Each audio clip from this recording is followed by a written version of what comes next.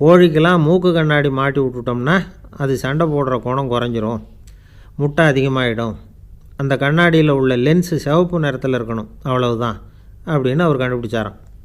இது ஏற்கனவே நடைமுறையில் கண்டுபிடிக்கப்பட்ட ஒரு விஷயம். ஆனால் எல்லா கோழிக்கும் சிவப்பு மூக்கு கண்ணாடி எப்படி மாட்டி விட்றது? அப்படியே மாட்டி விட்டாலும் அது நழுவாமல் இருக்கணுமே.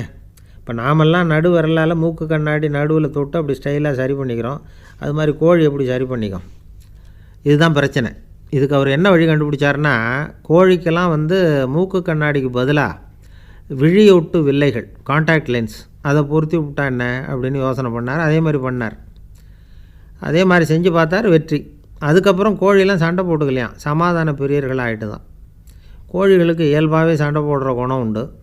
ஆனால் அதோட கண்ணுக்கு பார்க்குற பொருள்லாம் ரோஜா நிறத்துலையோ அல்லது இன்னும் சொல்லப்போனால் அழுத்தமான சிவப்பு நிறத்துலையோ தெரிஞ்சதுன்னா சண்டை போடுற குணம் குறைஞ்சிருதான். அந்த சமயத்தில் அது அதிகமாகவும் முட்டையிட ஆரம்பிச்சுடுதான். அதே நேரத்தில் இறை எடுக்கிறத கூட குறைச்சிக்குதான். இது ஏன் இப்படி பண்ணுதுங்கிறது விஞ்ஞானிகளுக்கு இன்னமும் புரியலையா. எப்படியோ அமெரிக்க கோழிகள்லாம் காண்டாக்ட் லென்ஸ் பொருத்திக்க ஆரம்பித்தாச்சு. கோழி கழுத்தை பிடிச்சிக்கிட்டு ஒரு சில வினாடிகளில் அதை பொருத்தி விட்றாங்களாம். கோழியோட ஆயுள் பூரா அது அப்படியே இருக்குமா. பண்ணையில் முட்டை உற்பத்தி குறைஞ்சா இது மாதிரி விஞ்ஞானபூர்வமாக பரிகாரம் தேடுறது தான் நல்லது. நமக்கு வேண்டியப்பட்ட ஒருத்தர், அவர் ஒரு கோழி பண்ணை வச்சுருந்தார்.